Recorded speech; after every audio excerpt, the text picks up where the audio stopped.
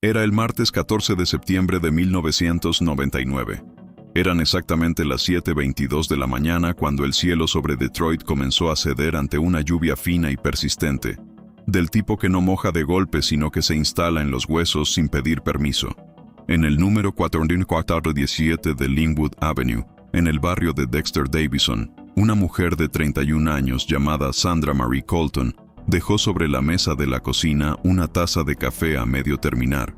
Era su marca, su ritual. El café siempre quedaba a la mitad. Su hermana, menor, Denise, lo diría años después ante las cámaras.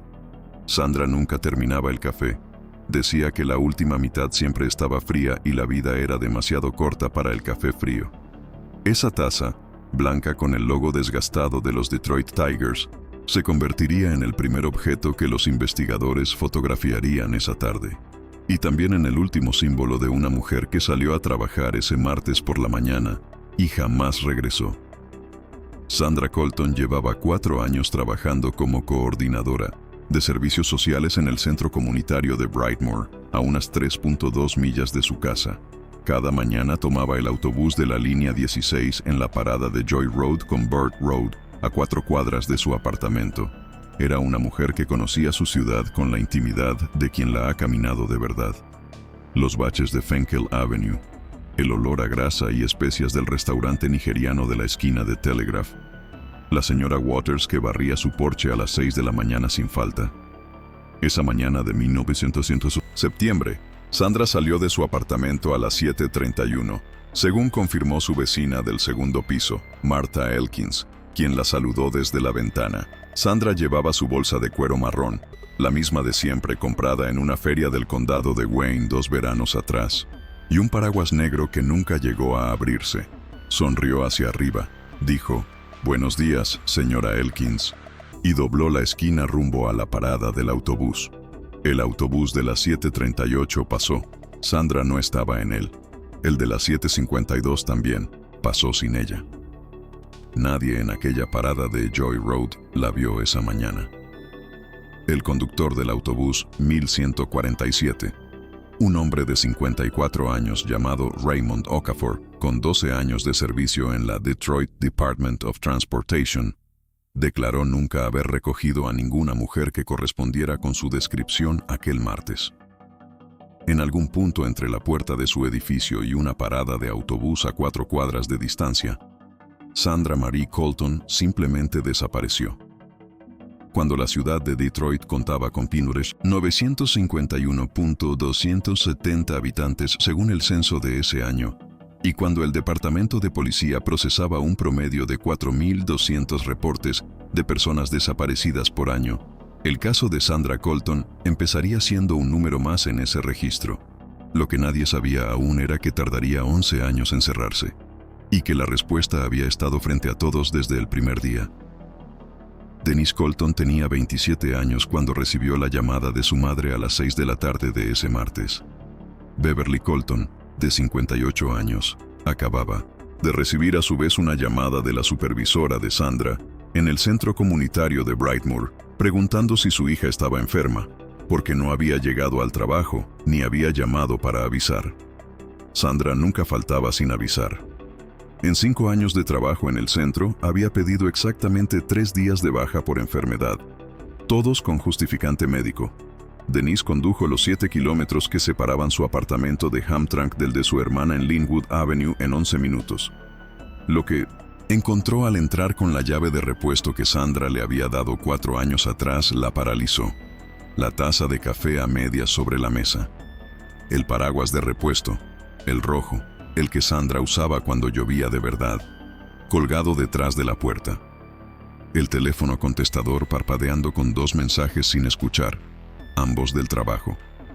Denise llamó al departamento de policía de Detroit a las 6:47 de la tarde. Le dijeron que para reportar una persona desaparecida adulta era necesario esperar 48 horas. Le explicaron el procedimiento. Le leyeron el protocolo. Denise Colton, que había trabajado 2 años como auxiliar administrativa en el juzgado del condado de Wayne y conocía la diferencia entre procedimiento y sentido común, les dijo: «Mi hermana tiene 31 años, vive sola, Nunca falta al trabajo. Dejó el café a medias y el paraguas en casa un día de lluvia. Eso no es una mujer que se fue por su propio pie. Le tomaron los datos. Le asignaron un número de reporte preliminar. El 1900 1999 09 14 77 41. Le dijeron que un oficial pasaría al día siguiente.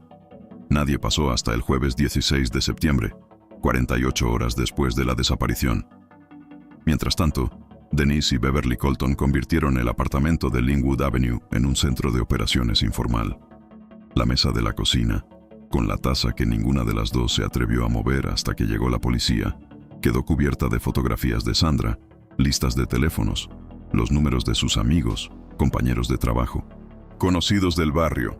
Beverly llamó a la iglesia New Bethel Baptist Church, donde la familia Colton llevaba 3 generaciones siendo miembros, y el pastor Green organizó en 48 horas una búsqueda de voluntarios que recorrió un radio de 2 millas alrededor del apartamento. Los voluntarios no encontraron nada, ni el bolso de cuero marrón, ni el paraguas negro, ni una sola señal de Sandra en las aceras mojadas de Dexter Davison.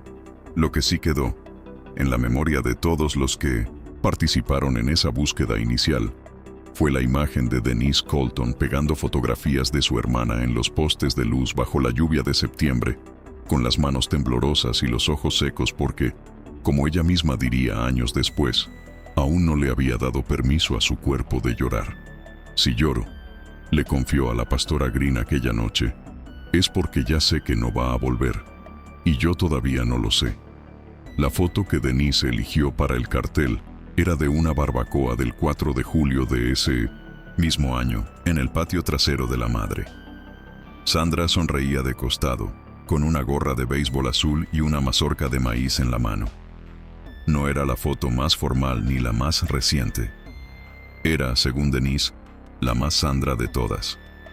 El detective asignado al caso el jueves 16 de septiembre fue Marcus Webb, 44 años, 19 de carrera en el DPD, los últimos 6 en la División de Personas Desaparecidas. Webb era conocido entre sus compañeros como un investigador meticuloso hasta la exasperación. El tipo de hombre que revisaba los registros de llamadas 3 veces antes de concluir algo y que guardaba sus notas manuscritas en carpetas de colores codificadas por año. También era conocido por cargar con un promedio de 34 casos abiertos simultáneos en un departamento que, en 1999, operaba con un déficit presupuestario de $11.4 millones y una tasa de cierre de casos de personas desaparecidas que no superaba el 61%. Webb llegó al apartamento de Linwood Avenue el jueves por la mañana. Tomó declaraciones, fotografió la taza de café que Beverly Colton finalmente había movido el miércoles, acto por el que se reprocharía durante años, e inició las gestiones rutinarias. Consulta de registros hospitalarios en el Detroit Medical Center, el Henry Ford Hospital y el Sinai Grace. Verificación con el condado de Wayne sobre ingresos al sistema penitenciario. Revisión de tarjetas de crédito y débito, cuya última transacción registrada era una compra de 8.47 en la farmacia Walgreens de 1900 Grand River Avenue el lunes 13 a las 6:12 de la tarde, el día anterior a su desaparición. Fue en las entrevistas al entorno de Sandra, donde el caso comenzó a adquirir la textura complicada que definiría los primeros años de la investigación. Marcus Webb habló con el exnovio de Sandra, un hombre llamado Darnell Hughes, de 34 años, mecánico en un taller de Woodward Avenue, con quien Sandra había terminado una relación de 16 meses apenas 3 semanas antes de desaparecer. Hughes era el candidato obvio. Ruptura reciente. Historial de al menos 2 llamadas al apartamento de Sandra en los 10 días previos, confirmadas por el registro telefónico de la línea fija, y vecinos que habían escuchado voces elevadas en el rellano del edificio el domingo 12 por la noche.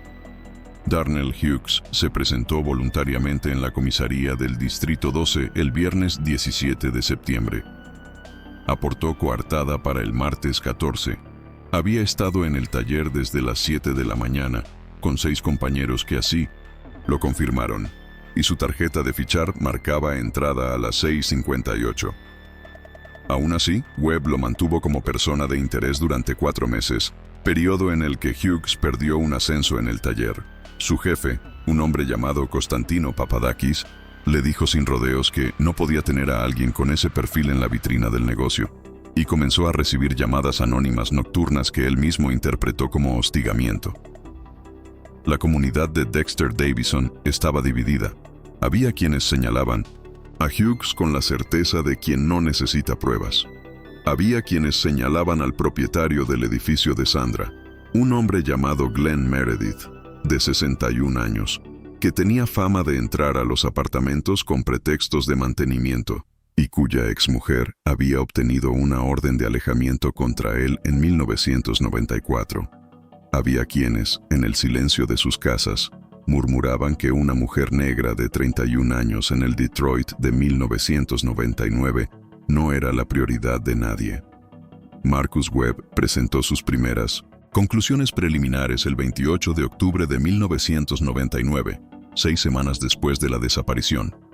El informe, catalogado bajo el número de protocolo DPD-MP 1999-7741-WB, establecía que no existían pruebas físicas de delito en el domicilio de la víctima, que la coartada del exnovio era sólida, que no se habían localizado testigos de la desaparición en el trayecto entre el domicilio y la parada de autobús, y que el caso permanecía abierto, pero sin líneas de investigación activas prioritarias.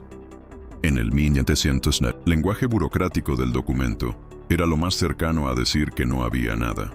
Denise Colton leyó ese informe 3 veces. Luego llamó a Webb y le preguntó si habían revisado las cámaras de seguridad de los negocios en el trayecto de Joy Road. Webb le dijo que 2 de los 3 negocios con cámaras en ese tramo no habían conservado las grabaciones del día 14. Los sistemas se sobreescribían cada 72 horas, y que el tercero, una lavandería en la esquina con Bird Road, tenía una cámara que apuntaba hacia el interior del local, no hacia la calle. Era 1999. La vigilancia urbana era todavía un patchwork de sistemas privados incompatibles, la mayoría obsoletos. El 3 de noviembre de 1999, 50 días después de la desaparición de Sandra Colton, un trabajador municipal que realizaba labores de limpieza en el canal de desagüe que corre paralelo a Tyreman Avenue, a 1.8 millas del apartamento de Linwood, encontró una bolsa de cuero marrón, parcialmente enterrada en el fango del canal. Dentro, la SIM, cartera de Sandra Colton, con su licencia de conducir del estado de Michigan, 23 dólares en efectivo, una tarjeta de crédito del First Federal Bank y un recibo de tintorería con fecha del 10 de septiembre. También, un pequeño cuaderno de notas con la agenda de la semana del 14 al 20 de septiembre. Citas de trabajo, el número de teléfono de un médico, la nota, llamar a mamá miércoles. No había señales de violencia en el bolso. No había sangre. La oficina del examinador médico del condado de Wayne procesó el bolso junto con el equipo forense del DPD. El informe preliminar del laboratorio, fechado el 19 de noviembre, establecía lo siguiente: presencia de fibras textiles de procedencia indeterminada en el interior del bolso, distintas a las que correspondían a la ropa documentada de Sandra. Huellas dactilares parciales en la cartera, de las cuales solo una era suficientemente completa para análisis, y no coincidía con ningún registro en la base de datos AFIS del FBI disponible en ese momento. Y ausencia de fluidos biológicos de ningún tipo. Lo más perturbador del hallazgo no era lo que contenía el bolso, sino el lugar donde fue encontrado. El canal de Tyreman Avenue quedaba en dirección contraria a la parada de autobús que Sandra tomaba cada mañana. Para llegar allí desde su apartamento en Linwood Avenue, Sandra habría tenido que cruzar 2 arterias principales, caminar en sentido opuesto a su destino habitual durante aproximadamente 23 minutos y descender a una zona de acceso difícil, parcialmente oculta por maleza y escombros de una obra abandonada en 1996. Era imposible que Sandra hubiera llegado allí por su propio pie en los 11 minutos que transcurrieron entre el momento en que su vecina la vio salir y la hora de llegada del primer autobús. El hallazgo del bolso no aclaró nada. Lo que hizo fue confirmar que Sandra Colton no se había ido voluntariamente y que su desaparición no era una anomalía estadística, sino un crimen. Pero sin cuerpo, sin testigos, sin ADN identificable y sin una pista sólida sobre el vehículo o la persona responsable, el caso seguía siendo una habitación oscura sin paredes discernibles. Marcus Webb solicitó en diciembre de 1999 la colaboración de la Unidad de Análisis de Conducta del FBI a través de la Oficina Regional de Detroit. La solicitud fue aprobada en febrero de 2000, 4 meses después de la desaparición. El perfil preliminar elaborado por el agente especial Thomas Kurland establecía que el responsable probablemente conocía los movimientos y la rutina de la víctima.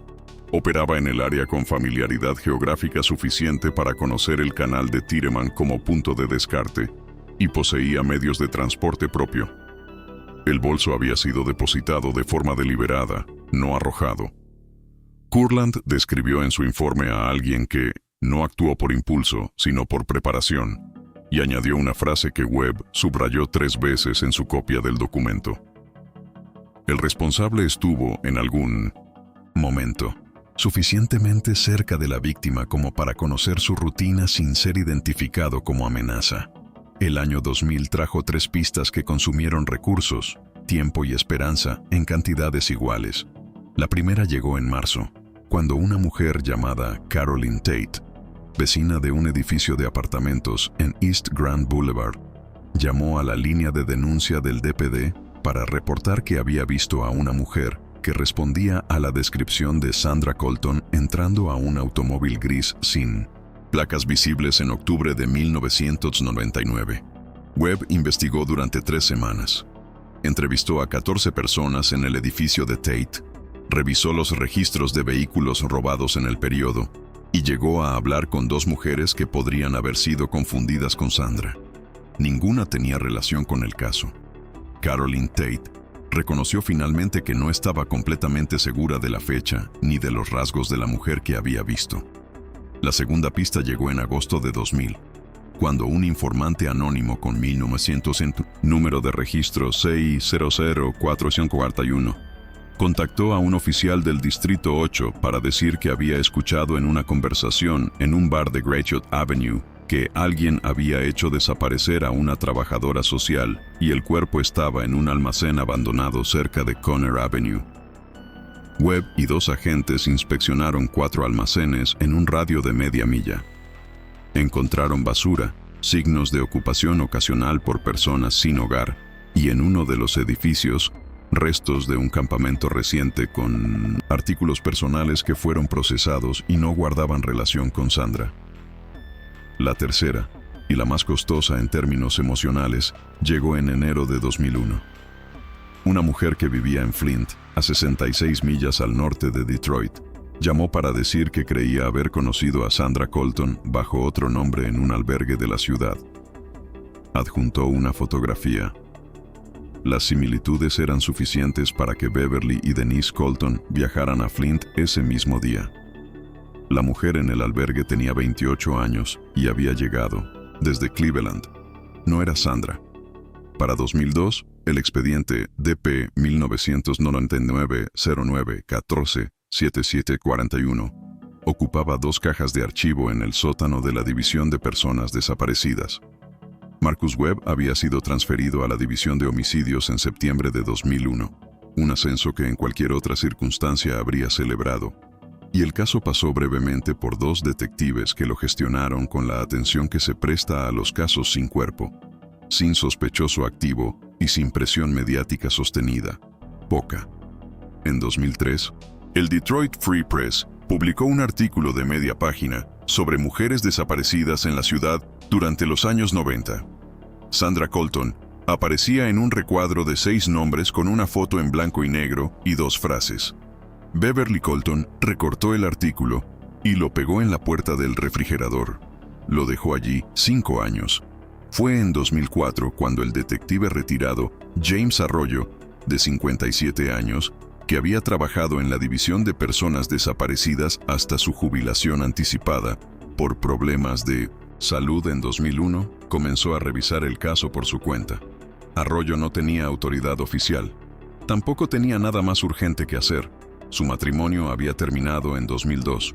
Su hija mayor vivía en Minneapolis y él pasaba las tardes en el pequeño estudio de Allen Park, con sus carpetas de colores y un tablero de corcho que cubría una pared entera. Lo que Arroyo tenía era tiempo, obsesión y la sospecha, nacida de 23 años de investigar desapariciones, de que la respuesta estaba en el entorno inmediato de Sandra Colton y que alguien no había sido mirado con suficiente atención. Arroyo revisó todas las entrevistas, leyó cada declaración y se detuvo una y otra vez en el nombre de un hombre que aparecía mencionado en 3 documentos distintos del expediente, siempre en un papel periférico: Marcus Elwin Delaney, de 44 años en 1999, conductor de una furgoneta de reparto para una empresa de suministros de oficina llamada Great Lakes Office Supply, cuya ruta incluía el centro comunitario de Brightmoor donde Sandra trabajaba. Delaney había sido entrevistado brevemente en octubre de 1999. Había aportado coartada para el día 14 de septiembre. Decía estar haciendo una entrega en el centro médico de Dearborn a las 8 de la mañana, confirmada por una firma en el Albarán. Y había cooperado sin resistencia. En las notas de web, una sola línea. Sin incidencias, descartado. Arroyo no lo descartó. En 2008, el Laboratorio Forense del Estado de Michigan implementó una nueva plataforma de 1900 de análisis de ADN mitocondrial, capaz de extraer perfiles genéticos de muestras degradadas que los sistemas anteriores no podían procesar. La tecnología había tardado casi una década en llegar a los laboratorios estatales desde su desarrollo inicial, y su aplicación retrospectiva a casos fríos comenzó con un programa piloto que seleccionó 40 expedientes del banco de evidencias del condado de Wayne, basándose en criterios de potencial analítico. El expediente DP 1999-09-14-7741 no estaba en esa lista inicial. Fue James Arroyo quien, a través de la detective Renata Moss, de la unidad de casos fríos del DPD creada en 2006, consiguió que el bolso de Sandra Colton fuera reintroducido en el sistema para análisis. El bolso había sido conservado en el depósito de evidencias del condado de Wayne en condiciones de temperatura controlada, un protocolo implementado en 1997 tras la pérdida de evidencias en varios casos de alto perfil. 9 años de correcto almacenamiento habían preservado los SIND suficiente. En marzo de 2009, el laboratorio reportó un hallazgo significativo. En el interior del bolso, adherido al forro de tela bajo la cartera, había un cabello humano. No pertenecía a Sandra Colton. El perfil mitocondrial era distinto al de Beverly Colton, utilizado como referencia materna. El cabello correspondía a un individuo masculino. La muestra era parcial, suficiente para excluir pero no para identificar de manera autónoma. Lo que sí permitía era hacer una comparación directa si se contaba con una muestra de referencia. Renata Moss releyó el expediente completo en abril de 2009. Llegó al nombre de Marcus Elwin Delaney. Para entonces, Delaney tenía 54 años y vivía en Westland, a 14 millas al oeste de Detroit. Había dejado Great Lakes Office Supply en 2003 y trabajaba como guardia de seguridad en un centro comercial de Canton Township. Nunca había vuelto a figurar en ningún expediente policial. Era, en todos los sentidos documentables, un hombre sin historial. Pero Arroyo había encontrado algo que el expediente original no registraba. En una entrevista con una compañera de trabajo de Sandra realizada en enero de 2000 y archivada sin seguimiento posterior, la mujer, llamada Tanya Briscoe, había mencionado de pasada que el chico de los suministros a veces esperaba en el aparcamiento del centro cuando Sandra salía al mediodía a buscar algo al coche. Briscoe no le había dado importancia. El detective que tomó la declaración tampoco. Marcus Delaney había observado a Sandra Colton durante meses. Conocía su horario, conocía su ruta matutina, conocía el trayecto de 4 cuadras entre su edificio y la parada del autobús porque lo había recorrido. Moss lo establecería más tarde, siguiéndola en su furgoneta particular al menos en 2 ocasiones, identificadas por cámaras de un banco en Grand River Avenue, cuyas grabaciones de 1999 habían sido preservadas en microfilm como parte de los archivos de seguridad de la entidad. La taza de café blanca con el logo de los Tigers. El hombre que repartía resmas de papel y cartuchos de tóner. 2 grabaciones en microfilm y un cabello. La vigilancia de Marcus Elwin Delaney comenzó el 3 de junio de 2009 y duró 22 días. La detective Moss coordinó el operativo con el teniente Gregory Farwell de la Unidad de Casos Fríos y con la participación discreta de un agente del FBI de la Oficina Regional de Detroit, cuyo nombre no fue incluido en los documentos públicos del caso. Delaney vivía solo en una casa unifamiliar de clapboard blanco en la calle Norwood de Westland. Pagaba sus facturas puntualmente y pasaba sus tardes libres en el jardín trasero o en la ferretería Home Depot del kilómetro 6 de Michigan Avenue. Era la imagen perfecta de la invisibilidad voluntaria.